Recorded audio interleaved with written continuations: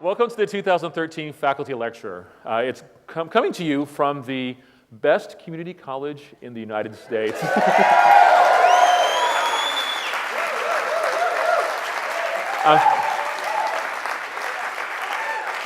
I'm telling you, that's my next tattoo. Oh, no, you don't. It gives me great pleasure to introduce last year's faculty lecturer, a good personal friend of mine and a great colleague, Kathy O'Connor. You did. It is with great pleasure and admiration that I introduce Kathy Molloy as the 2013 faculty lecturer. Working with Kathy throughout the years on the Senate has been a privilege. Most of us who have been academic Senate presidents strive to make a difference, but Kathy's influence will be felt for many years to come. Her leadership in spearheading the Partnership for Student Success program during her presidency has had long-lasting local, statewide, and now with the Aspen Award, a national impact on education. I am afraid that no matter how much we all work each and every day, most of us cannot claim the far-reaching influence she has had. I imagine that at one moment in Kathy's life, she sat alone and wondered, what would I do if I were not afraid? A moment that many of us have experienced probably many times, particularly in contemplating these lectures. But what Kathy did was to have the courage to dream the possible, to raise her hand, to have the confidence to not only lean in, but to jump in. She is committed to what is right, to what is just, what we can all do, regardless of the challenges we might face.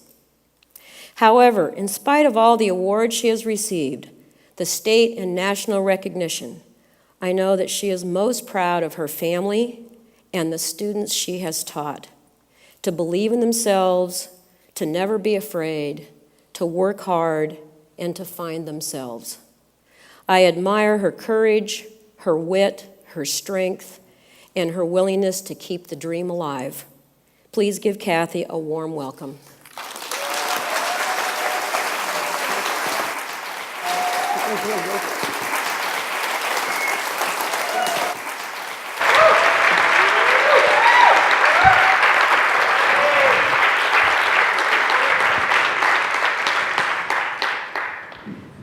I'm already screwing up.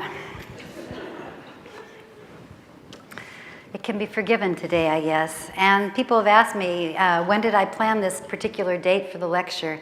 It was long before I had any inkling about what was going to take place yesterday.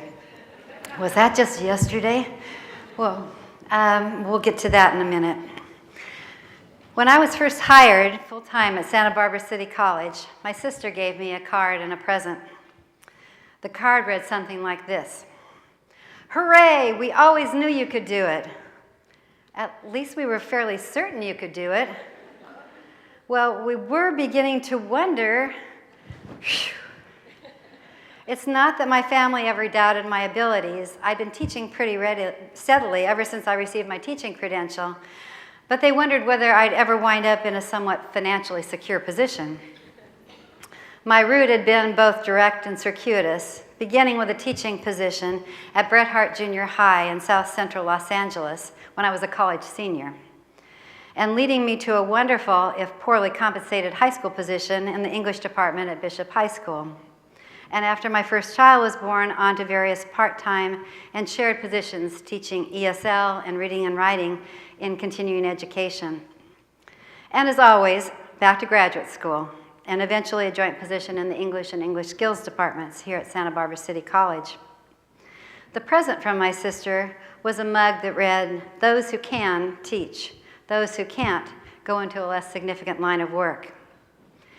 Every teacher I know has heard the not-so-subtle insult. Okay. Has heard the not-so-subtle insult. Those who can do, those who can't teach. So as any teacher would, I appreciated the sentiment. But even more, I appreciated the fact that it came from my sister, one of the most brilliant scholars I've ever known. She was not a mug kind of person. Her PhD was in comparative literature, and she taught a while at the graduate school at USC. And while she loved teaching, she also found it stressful and returned full-time to her art. But she never really stopped teaching. She just found new venues for it. My family is blessed, some might say overrun, with teachers. It's a diverse and slightly wacky group, ranging from a high school history teacher at LA's Hamilton High, to a couple of engineering professors at Berkeley and Humboldt, to a professor and dean of nursing at UCSF, and a professor of philosophy and religion at Kapiolani Community College in Hawaii, to the most recent addition to the family profession, my youngest son, Matt, an amazing musician and teacher for children's rock bands at the Santa Barbara Youth Music Academy, and who made it here before 2:30. Way to go. So I've had many, many role models, both within my family and beyond, and some of them beyond are here today. But undoubtedly, the most influential of these was Paul Molloy, who more often than not returned home from his job teaching ESL students at Santa Barbara City College and announced, "I can't believe I get paid to do this." While I do believe that educating and supporting the diverse students in the California community college system is one of the more significant careers, a career that all of us share here who work at the college, I also know that it's one of the most challenging. Today, the community colleges are under incredible pressure to be all things to all people. The Student Success Task Force has finished its work and made recommendations, and the California legislature and governor seek to implement these and more in an effort to increase completion rates for our students, while state and national groups urge us to adopt practices and programs aimed at getting our students through our colleges more quickly and efficiently. Many of the recommendations are good ones. Some are good in theory, if not in practice, and a few seem counter to our fundamental belief in open access. But while not all of our students are seeking to complete a certificate, degree, or transfer, the overwhelming majority of our students do have these goals, and most are highly motivated to achieve them. Yet I'm certain that we would all agree that far too many of our students fail to reach their goals in spite of the best of intentions.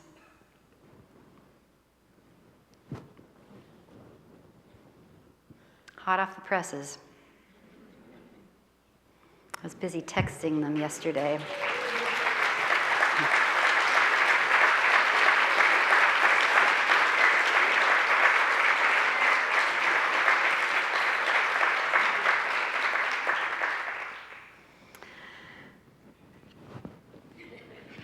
As it is especially evident today, few colleges in the nation, some might say no other colleges in the nation, I don't know, have done as much as our college has to put into place effective programs and practices to help our students achieve their goals.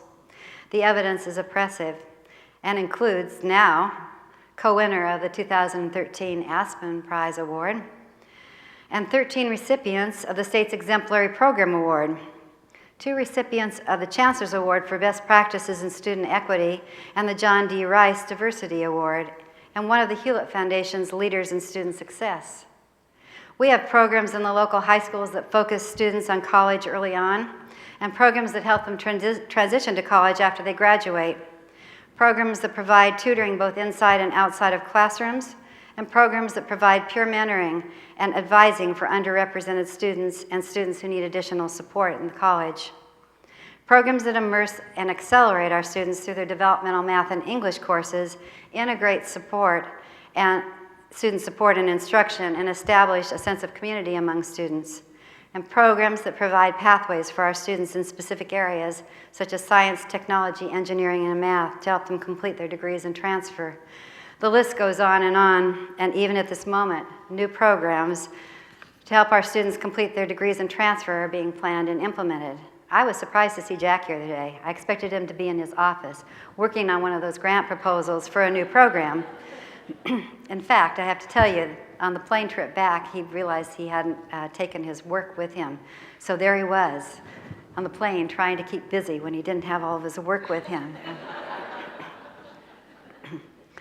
These programs have clearly made a difference, but the real difference is made every day in the classroom. This is what the research tells us, and more importantly, it's what our students tell us. Nowhere are their voices louder and clearer than in some of the recent studies and surveys that have sought to capture students' perceptions of their college experiences, their expectations of us as teachers in our institutions. In my work with the statewide Academic Senate and SBCC's student success efforts, I've had the opportunity to learn more about these studies and to spend time exploring them in more depth. What has been most relevant to me is that they draw on our students' own accounts, what they report about their attitudes, beliefs, observations, and experiences as college students. Relying on student surveys and interviews, as well as classroom observations, this research reveals a picture of our students that both contradicts and reinforces many of our own perceptions as educators, and more importantly, suggests effective practices and strategies to help our students succeed. The Center for Community College Student Engagement, a research and service initiative of the Community College Leadership Program at University of Texas, Austin, provides a broad overview of community college students across the country. Working with community colleges nationwide, it administers student surveys to both entering and continuing students, the Community College Survey of Student Engagement and the Survey of Entering Student Engagement. It publishes the results annually, and it provides important resources for assessing and improving educational practice in community colleges.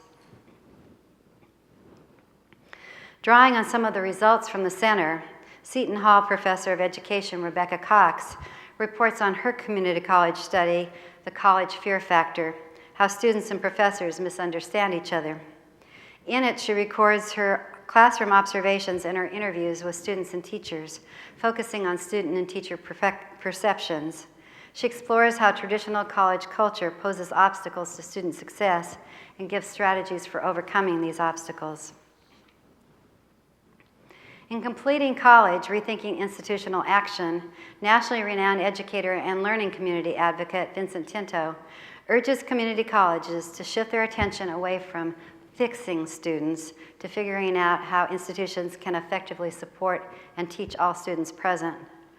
Relying on student reports of their experiences, he proposes a framework for institutional action where students' classroom experiences are central. Finally, here in California, our research and planning group is beginning the second year of its study, Student Support Redefined. Led by former SBCC institutional researcher Darla Cooper, who is also seated back there.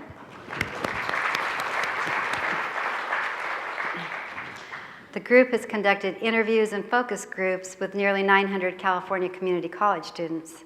The recently published results reveal the same student perceptions as the national studies and reinforce the effective strategies proposed by Cox and Tinto. The study cites mounting evidence that strategic supports delivered inside and outside of the classroom can increase students' abilities to achieve completion and transfer, and argues that student support activities must be integrated into students' daily experience and included in the overall curriculum. These studies provide both overall data about community college students and representative snapshots of individual students. What were your perceptions of the students when you first saw them on stage here today before we began? Did you make judgments about them? What do we know about community college students today? Who are our students?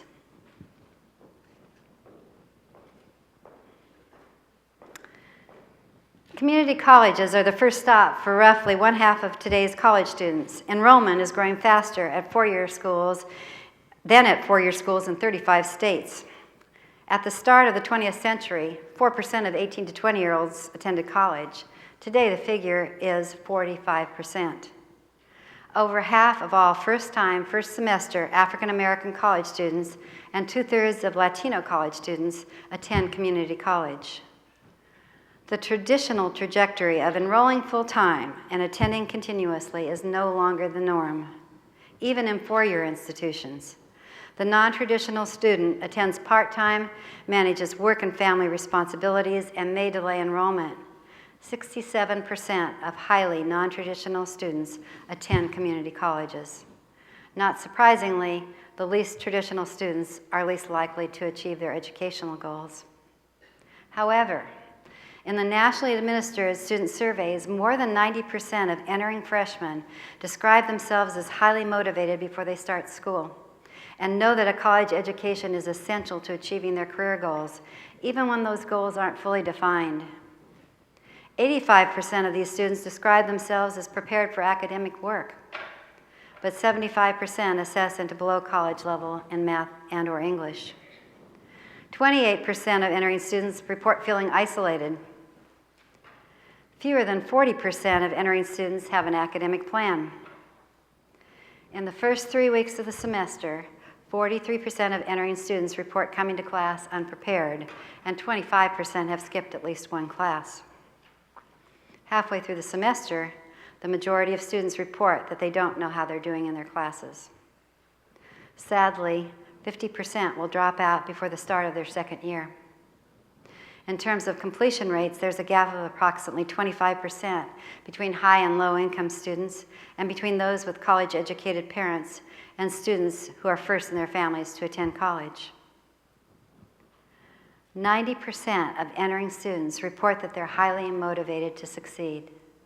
So why do these highly motivated students drop out?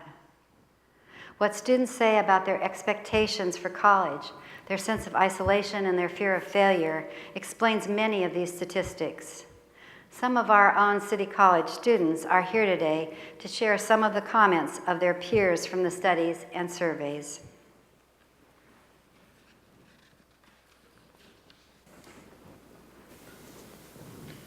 I knew it was going to be different from high school, but I just didn't know exactly how different it was going to be. I just didn't realize how much work was going to be required of me. In high school, if I didn't do my homework, I could copy off of a kid, one of my friends. Or I could at least find out information from a friend if I skipped a day or whatever. But here, it's pretty much, if I skip, it's my fault. If I don't turn it in, it's my fault. It's really pushed me into an area that I don't want to go. It's just so much pressure, but I know I have to do it. I didn't really know what to expect when I started. It really took me the whole first semester to realize what they wanted from me, and by that point, I was way too far behind to catch up. For all students, but particularly first-generation students, they know that college will be different, but they have little awareness of how different, and specifically how much work it takes to be successful.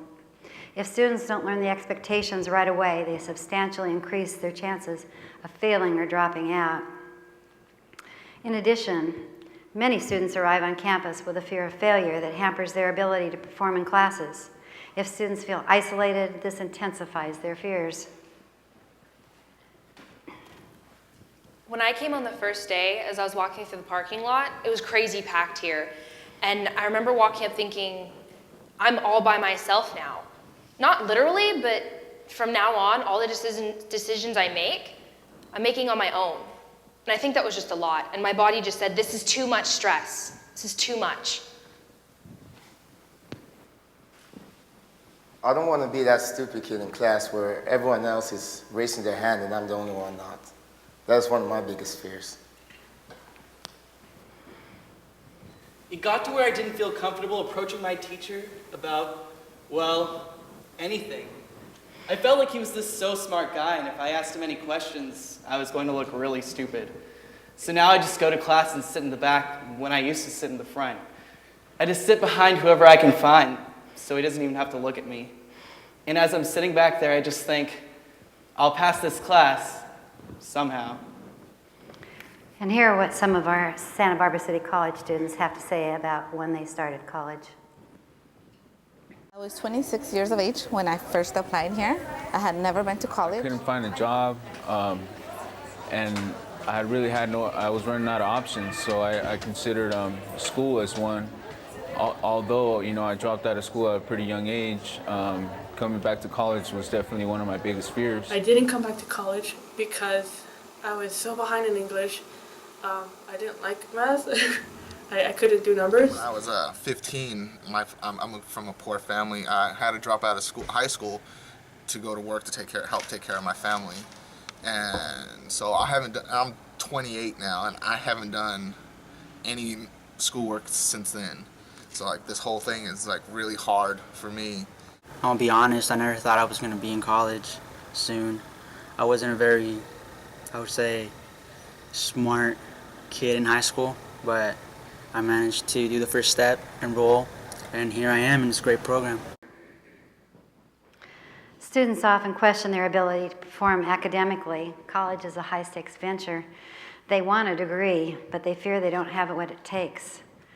They may have a history of failure or poor decisions in their past academic lives, and these past failures, along with negative stereotypes, are often seen as objective evidence of academic inadequacy. This fear is evidenced in surveys even in students who don't discuss any past history of academic failure.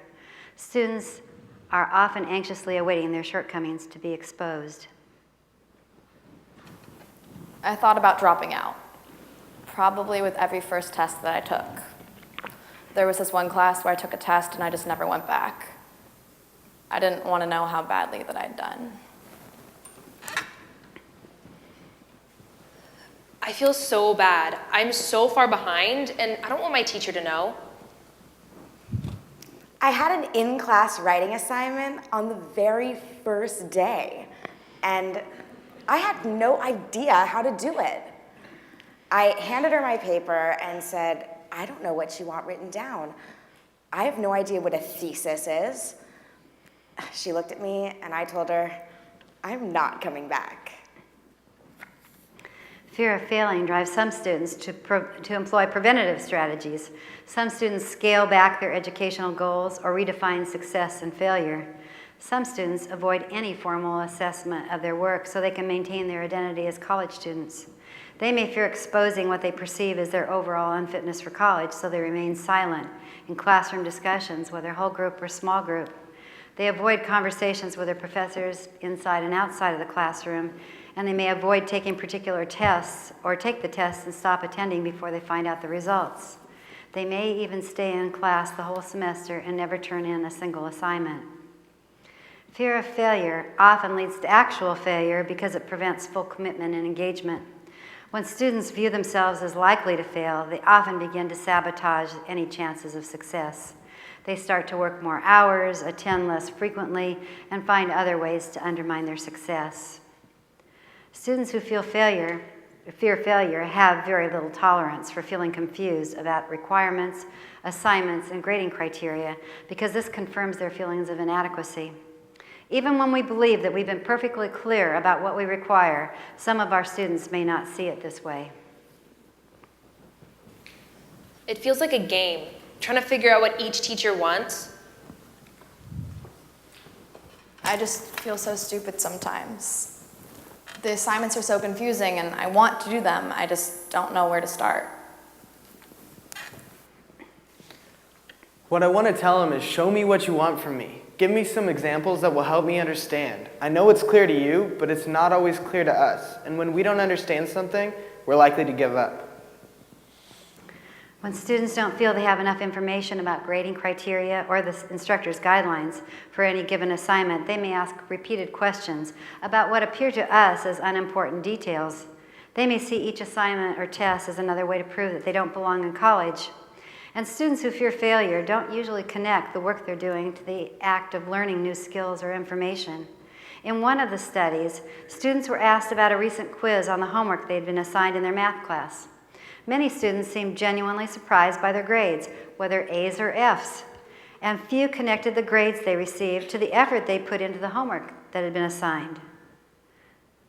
Sometimes it may look to us as though some of our students are trying to succeed at school without really learning anything, but it's very clear from the surveys that most of our students want to learn something meaningful and important in their classes. At the same time, their understanding of meaningful and important information may differ from what we see as the important content of our courses. For most students, meaningful, important information is usually linked to practical career goals. And there's a widespread notion that important course material is that which is factual, information that's in the book. This is the information they expect to see on tests, and they devote most of their effort to graded assignments because they see graded work as the all-important measure of their learning. There's a lot of stuff you don't use, so what's the point of learning? Then on tests, she comes up with her own stuff. She gives an example of a person and asks, would a behavioral psychologist treat this? How am I supposed to know? It wasn't in the book. I never did any of those things that the teacher recommended, but now I wonder if I should have. I didn't do very well in the class, but if he knew it was good for me, why didn't he make me do it? If coursework offers what students see as no useful information, knowledge that's related to career goals, they may do the minimum work required for a passing grade. And pass-fail grading is frequently seen as a reason to do just the minimum. They often don't engage in assignments or activities that in their eyes don't count. In other words, they aren't graded. And they make it abundantly clear that they don't do optional. As the student said, if you knew it was good for me, why didn't you make me do it? While some of this may appear to illustrate a pattern of student disengagement, most students strongly believe in the connection between learning and earning a grade. At times, they even seem to depend on the grading system to promote learning. But when students aren't clear about what's expected of them, they may shut down and disengage. So what are the implications of these perceptions for those of us in the classroom? How do we confront or change them? All of the researchers, studies, and students agree that we begin by setting high expectations. If a class is easy, it's easy to miss. I have an exam or a quiz every single class. I think it's helpful. It kind of evaluates where you're at and if you really know the material. If not, it's like, oh man, I gotta take a look at this a little more. My instructor, he makes me work hard. He challenges me not to only get by, but to really work extra and get that A. My professor is the most inspirational, encouraging, and toughest instructor I've ever had. I've really grown as a person and as a student. That last comment is about one of our colleagues, math professor Lee Chang.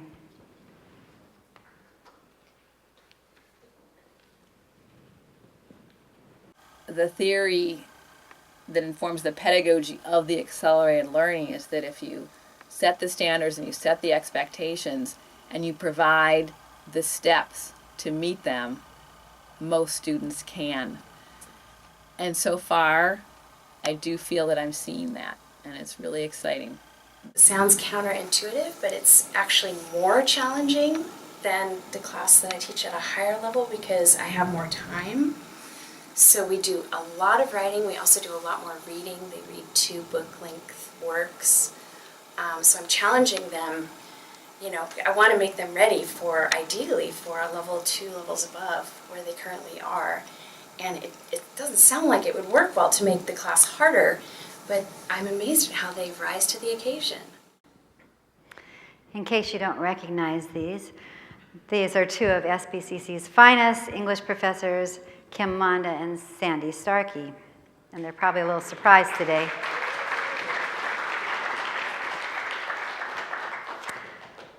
According to National Survey of Student Engagement, student perceptions of the level of effort expected are directly correlated with their level of effort and, in turn, their college success. Vincent Tinto expresses it succinctly. High expectations are a condition for student success. Low expectations are a harbinger of failure. Simply put, no one rises to low expectations. Or, as Yogi Berra once said, you've got to be very careful if you don't know where you're going because you might not get there. So how do we make expectations clear? Students tell us that advising early and often is extremely important, and studies show that this also leads to higher retention, especially with academically underprepared students. And students find face-to-face orientation activities and peer tutoring and mentoring invaluable. But the classroom is the most important place where expectations are made explicit to students.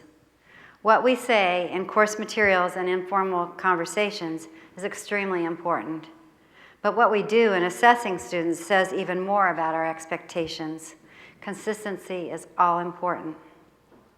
Throughout her study, Rebecca Cox found that all of the successful teachers she observed had high expectations, required rigorous work, provided both the subject matter content and explicit instructions for approaching each assignment, and most importantly, convinced students they had the ability to accomplish the work. This was the most fundamental factor in the success for underprepared students.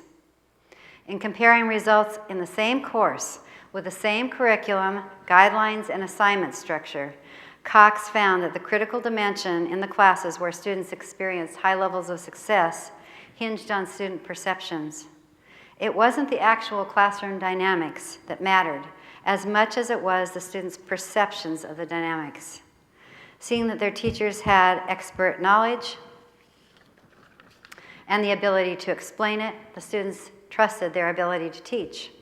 Their teachers gave them confidence in their own ability to succeed and expected rigorous work while providing enough explicit instruction from the student point of view about approaching each assignment.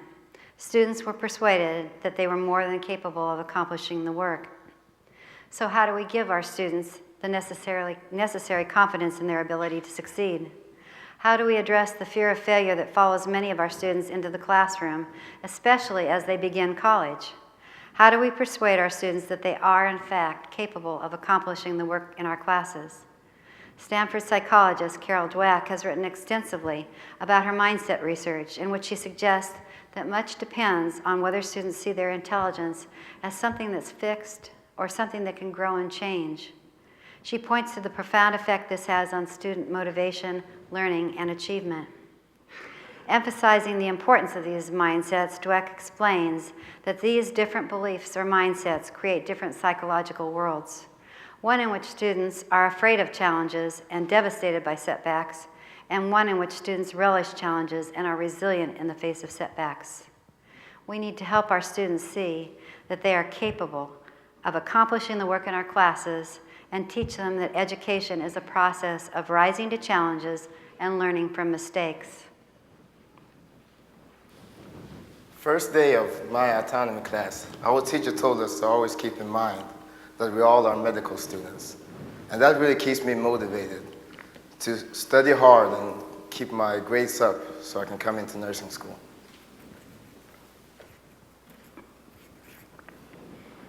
I was so scared when I walked into the first day of my algebra class. I did terrible in high school algebra, and I never thought I'd be able to pass that class. But right off, my teacher made me feel confident that I could actually learn this stuff. And she gave lots of quizzes, but it wasn't like, you failed, so now we'll move on to something else. She used those quizzes to teach us and showed us how to learn from our mistakes. It's awesome. I really feel like I can actually do math now. My professor, he goes step by step. He breaks it down. Then sometimes he even emails you to follow up on something. He's always encouraging us. You know, he really cares that we're learning. Tinto encourages us to give low stakes but graded exercises at the beginning of a course to help students experience success early on.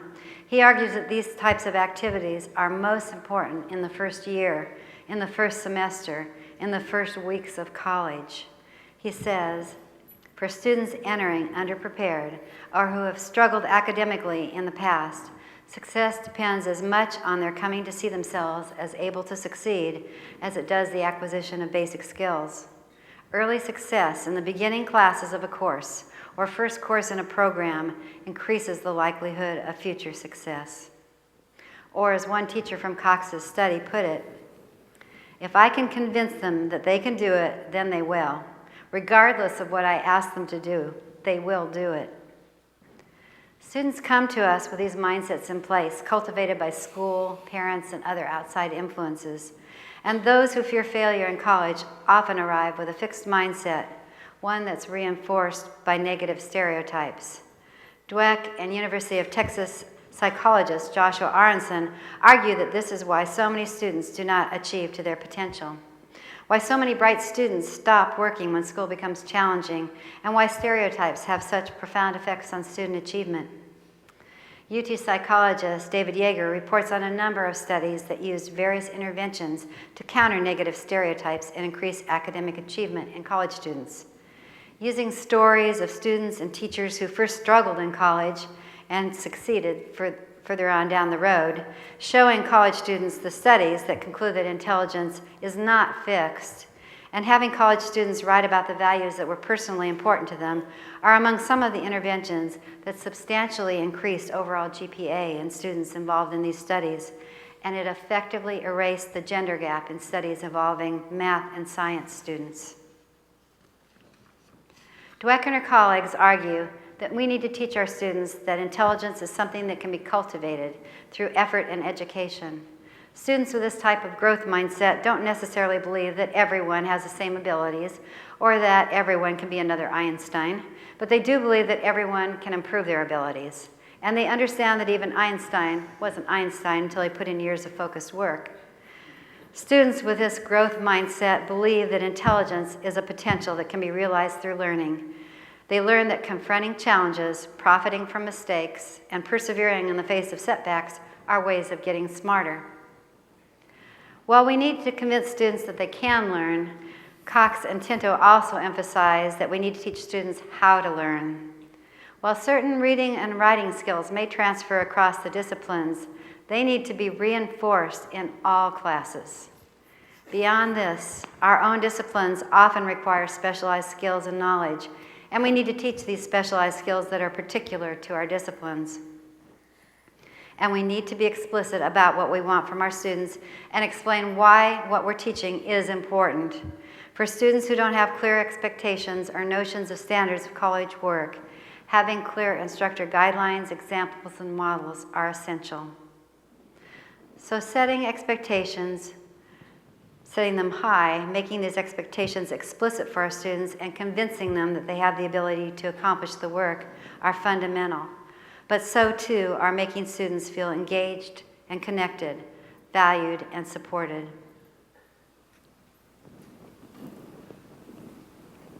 She has us teamed up, making sure that we're all getting our notes together as a family.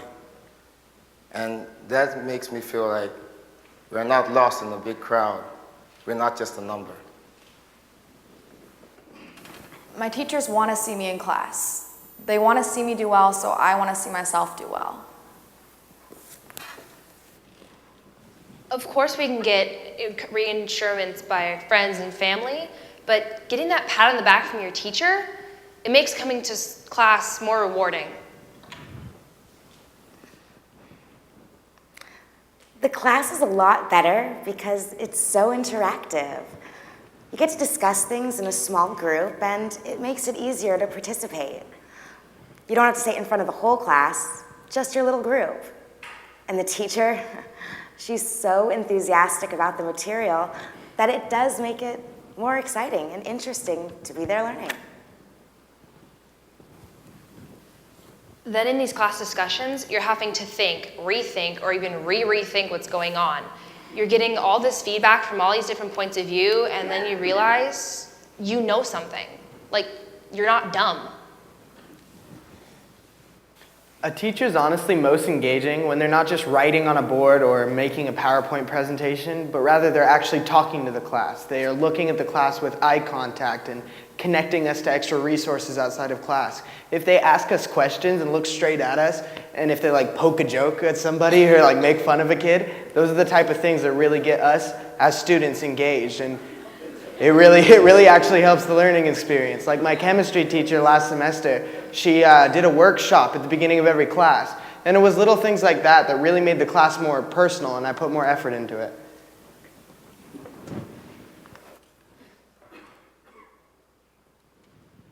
We reinforce as instructors the kinds of learning strategies that help build community, whether it's the study groups, whether it's having somebody else read your work, whether it's asking the right kind of questions. So there's a whole culture in the classroom that supports the idea of the shared learning adventure.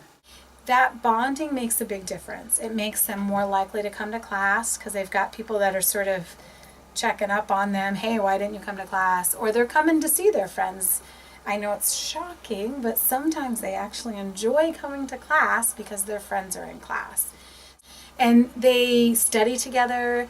The best part, I think, though, is just sort of this idea where they're kind of, it's almost like a family where they're checking up on each other. Hey, did you do the homework? Why didn't you do the homework?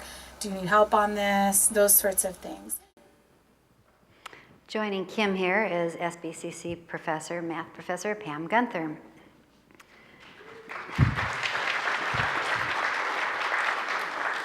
And they'll all probably never speak to me again. Sorry, guys, you're just so articulate. Tinto concludes that the more students are academically and socially engaged with faculty, staff, and peers, the more likely they are to succeed. In evaluating the responses of nearly 900 California community college students who were interviewed for the Student Support Redefined project, the authors found that faculty play a critical role in promoting student engagement through the relationships they develop with their learners, the instructional approaches they take, and the connections they help students make with their peers and the college. Specifically, students said that engaging faculty provide feedback and opportunities for dialogue in the classroom, show passion for their subjects, expect more from students' academic performance, and promote opportunities to get involved in academic support programs and college activities. In its review of the leading studies on Student Support Redefined identified 6 success factors. Effective support helps students become directed, focused, nurtured, engaged, connected, and valued. In other words, successful students have a goal, they know how to achieve it, and they stay on track. Successful students feel that somebody wants and helps them to succeed, and they actively participate in class and college activities. And successful students feel that they are a part of the college community, that their skills, talents, abilities, and experiences are recognized and appreciated. The study also makes it clear that the entire college community has a role in fostering student success. Students in the study talked about caring counselors who helped them with their schedules and plans to transfer and offered words of encouragement. They acknowledged the role that staff played by taking an interest in their success and providing assistance and support.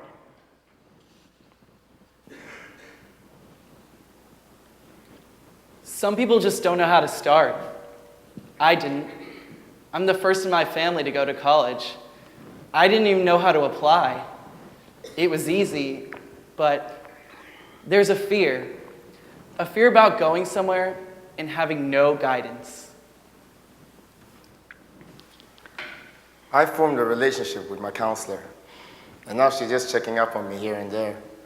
If you don't have a relationship with your counselor, you will never make it. The first day I came on campus to register, I was so lost and I didn't know where to go. I unintentionally ended up in the DSPS office, and there's this lady who sits in front. She was so helpful to me. She actually sat down and told me exactly what I had to do. She even sat down with me at the computers and helped me finish my registration, and she's been very helpful since. I really feel that when someone cares about you, it makes you more responsible. Because she's been taking care of me, it makes me think I have to do my best. Whenever she talks about me, she says, "That's the student that I helped, and she's so successful." I feel like whenever someone's supportive of me and wants me to succeed, I push myself harder and work harder and more engaged in what I'm doing, working to succeed.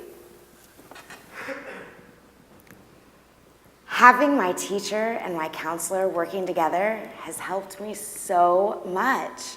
It's really made the transition from high school so much easier. And this is another comment from one of our SBCC students. While family ranked at the top as key to student success, faculty placed second, with students saying that knowing their teachers want and help them to succeed is critical to their achievement. According to the study, many participants described faculty who provided direct and tangible assistance and support, who took an interest in student success, and who understood that individual students are whole people with whole lives. When instructors make sure that students understand the course material, make them feel that it's important that they do well, and ensure that they have the opportunity to participate in class, students feel that their success matters. This is important to all students, but particularly important to African American and first-generation students, and it's critical to their decisions to continue their education. The study emphasizes that the entire college has a role in supporting student achievement. However, faculty must take the lead.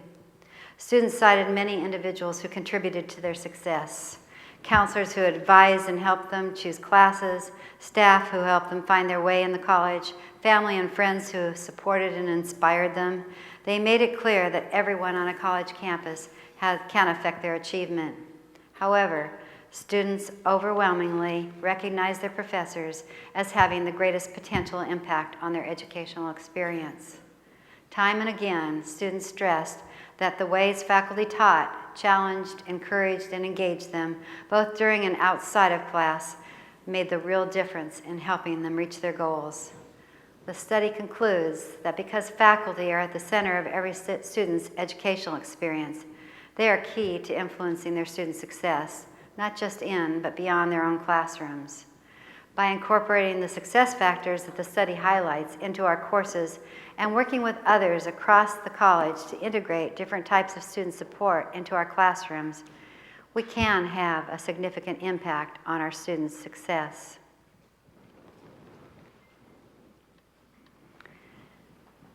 In sum, here is what our students ask us to do.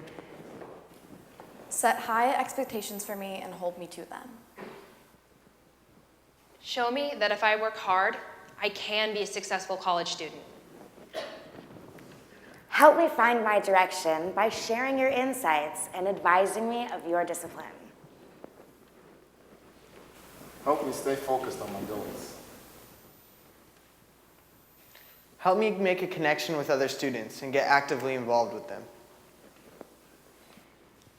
Connect me to the resources and support I need to be a more successful college student, and help me find ways to connect with the college. Make me feel that my success is important. Piece of cake, huh? Without a doubt, all of us do many of these things every day, intentionally or otherwise, and some of us do all of these things. But what if each of us made it a priority every day to focus on what our students ask of us as teachers and what they ask of us as an institution? Not because we might win another prize, although that wasn't too shabby, but because we all have the same goal. We want to make a difference in the lives of our students. While it's likely that those of us in the California community college system will see major changes in the not too distant future, a public scorecard that brings completion to the forefront, outcomes-based funding, or some other measures currently being proposed as solutions to low completion rates, what remains certain and much more important than any scorecard is that our students will continue to come to us with dreams of changing their lives, and the stakes for them have never been higher as new limits and restrictions are placed on the courses they take and the financial aid they receive. Helping them realize those dreams is our mission as a college, but it's also the reason that most of us have chosen to work at Santa Barbara City College. That and the big bucks. The mug that my sister gave me so many years ago when I first arrived on campus still sits on my desk, reminding me that those who can teach, those who can't go into a less significant line of work. And I have learned over the year that those of us who teach and work at the community colleges do some of the most significant work of all. Thank you. Thank you.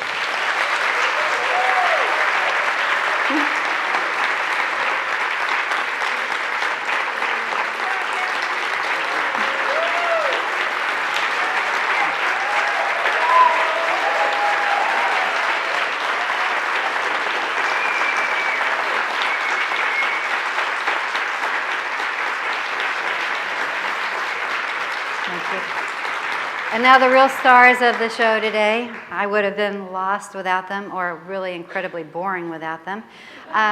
Katie Laris is intermediate acting students. Is that the class that I commandeered you from? First is Autumn Van Diver, Micah Park, Lindsay Bobshaw, Edmund Sackey, Hannah Wade, and Robert Craig. Thank you so much. Oh. Thank you. Thank you guys so much. You were great. You were wonderful. Thank you. I don't know what happens next. I think we just get up and eat.